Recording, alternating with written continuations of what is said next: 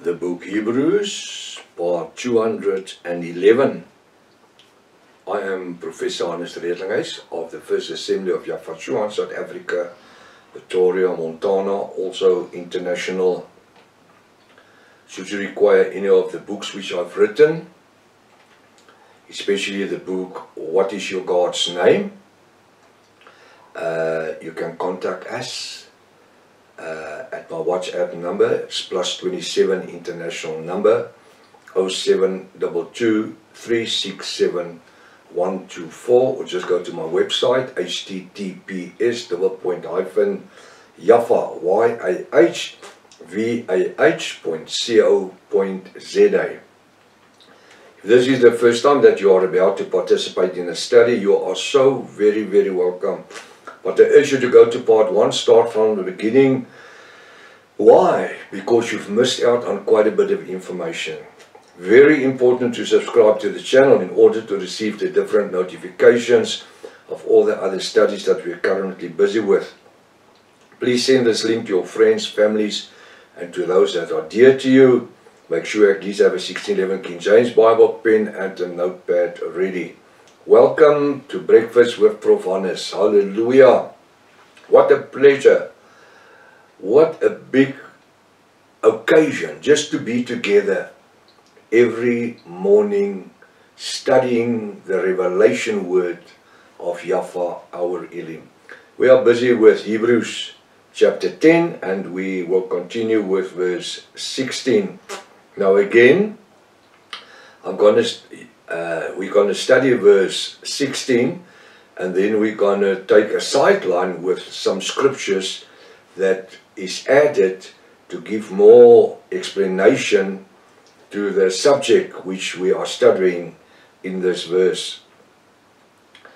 Now he says here in verse 16, this is the covenant that who's Yafah Almighty, will make with them. Now who's the them? Well, it's not Israel, because there's no new covenant with Israel. I will make with them the Gentile bride of Yafashua. Hallelujah. The Gentile bride. So this is a new covenant that I will make with the Gentiles. Those that will become bride of Yafashua. They will be called Yavist. He says, after those days, after those days. Which days? Which days? The days of the Old Testament. After the days of the 613 laws of Moses and the Old Testament. Yes, there is some good things in the Old Testament. But the 613 laws, with their bylaws and all the other laws, they have been cancelled. They've been made null and void because of its unprofitableness of it. It says, after those days of the Old Testament, said Yafah Almighty. Now listen, what is he going to do? He's not just going to leave everything. That's Yafah Almighty, will put my laws. What are they? The 2 New Testamental kingly laws. I will put my laws, the 2 New Testament kingly laws, in their hearts. It's not really my heart, and in their minds. Our soul's dimension. So what will happen? These 2 new kingly laws will become the foundation of my spiritual life, of every Gentile that will come to repentance and be immersed in the name of Yafashua to the forgiveness of their sin, then living in holiness the rest of their lives. I will put my laws, the 2 kingly New Testamental laws, in their hearts and in their minds, and there will I write them. He's not going to put it on a stone tablet again. It didn't work. The stone tablet idea didn't work. For more than 1,000 years, it didn't work. But when I look back from today, 2025, more than 2,000 years backwards, since the time that Yahushua started to preach the gospel of salvation unto the Hebrew people first, then turning after 2 years of ministry, turned his ministry unto the Gentiles, the last year of his ministry, because his ministry was 3 years, then he turned it unto the Gentiles. There where he spoke to the woman at the well, which was the Sumerian woman, who was a full-blooded Gentile, offering her eternal life. And I shall give you water, as fountain of living water will spring from within forever and ever. That's everlasting life. I mean, I found the fountain of living water since I was a young boy. And ever since from there, it never stopped. It just sprang up and sprang up. And especially in the last 10 years, ministering on, 8 years, yes, I call it 8 or 10 years, on internet, if we just see where the gospel is spread to, the areas where we are reaching, countries, which communist countries, the word is falling all over. And even doing this, we are bringing the word, the prophecy to fulfillment, that Yahushua won't come for his bride until the gospel has been spread throughout the world. Every corner of the earth, the four wind directions of the earth. So what's he doing? He's planting this New Testamental laws of grace. You must love Yahweh your Elohim with your heart, your soul, your body, your mind. Here Israel, Yahweh your Elohim is one. He's not the Trinity God, he's one. The Bible says that Satan even knows that Yahweh is one. Satan doesn't believe in the Trinity. He believes in Yahweh Almighty through the creation of Yahushua and the facility of the Ruach HaKodesh. But it's one Elohim functioning in three different periods. In the Old Testament, it was Yahweh over Israel through the 613 laws. In the New Testament, 2,000 years ago, it was Yahweh with Israel in the body of Yahushua.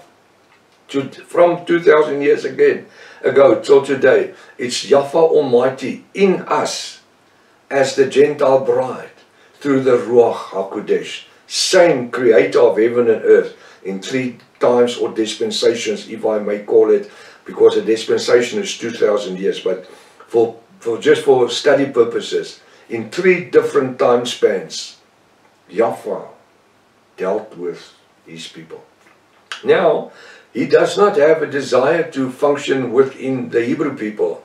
Why? Because their eyes has been closed, their ears has been closed. To see and not to see, and to hear not to hear. But the word is written where? In the hearts and the minds, not on stone. It's in a body. The Bible says that Yahushua does not function or live within a church. He says your body, or I say church, or a temple, or a synagogue, or whatever you want to call it. He says your bodies are the temple of the Ruach HaKodesh. Where does he live? Within us.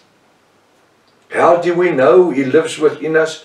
Well, if I see the way that you are functioning as part of the bride of Yahushua in 2025, I see Yahushua through the Yahushua's grace in operation through every one of us. This is how the way that he operates. He's functioning through our lives. So in this way, it's not written in stone. The word, not 10 commandments. There's not 10 commandments, there's 17. Go read Exodus 20. You will find there is 17 commandments to start off with. But the church picked the 10 for their own purposes.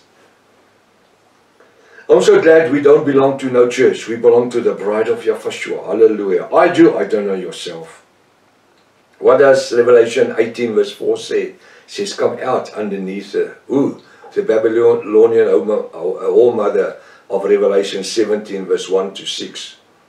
He says the Roman Catholic Church, she's actually ruling the whole church world. He says, come out underneath her, from out of her, my child, so that you don't receive the same judgment as she's going to receive.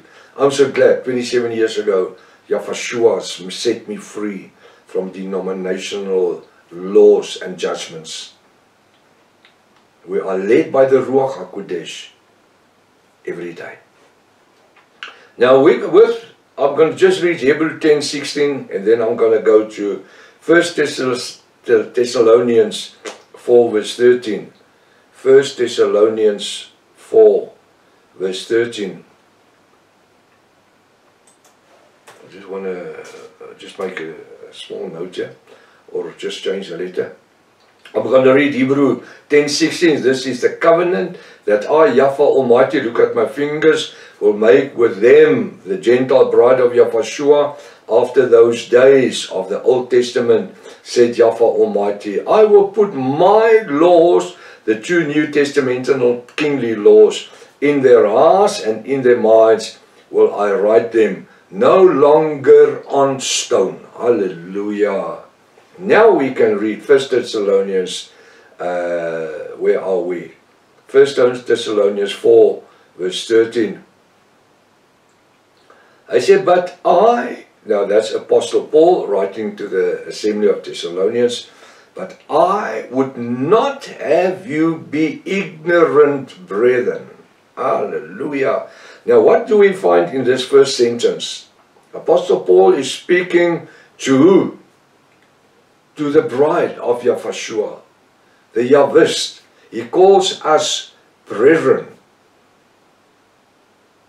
Now this gospel is so fresh. When I read this, as if I can hear Apostle Paul speaking this yesterday, not 2,000 years ago. This is fresh. It's living. But I would not have you to be ignorant. He doesn't want us to be stupid. Ignorant, plain English stupid, brethren. Concerning them which are asleep. It doesn't mean my mother-in-law that's sleeping.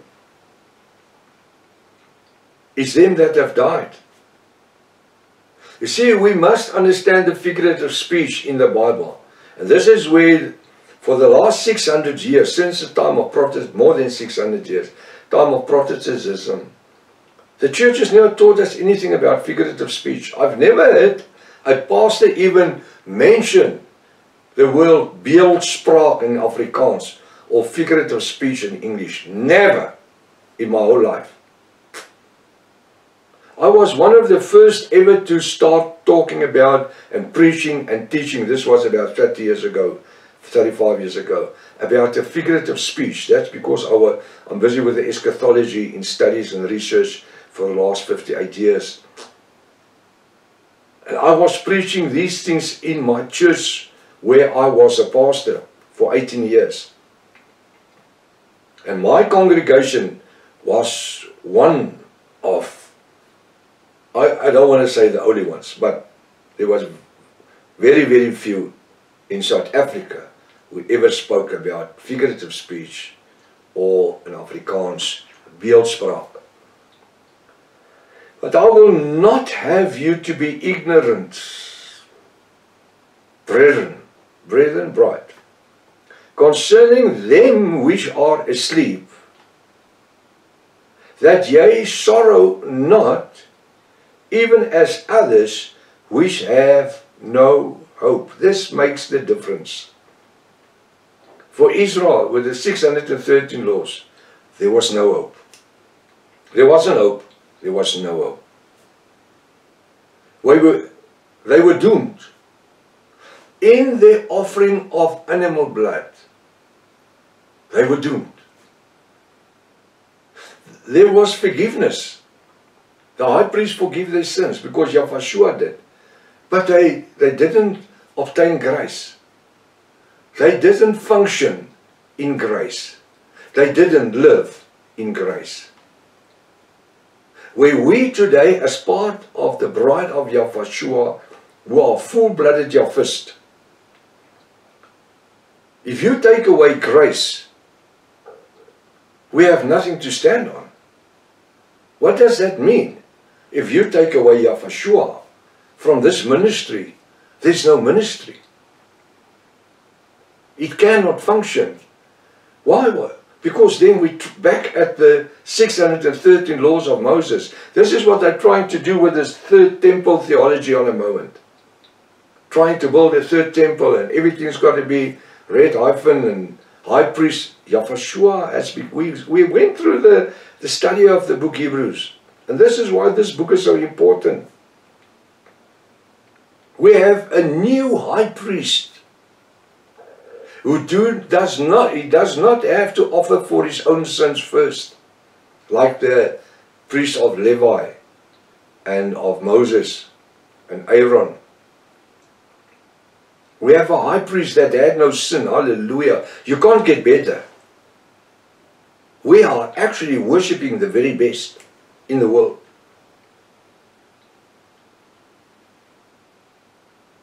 But he says we don't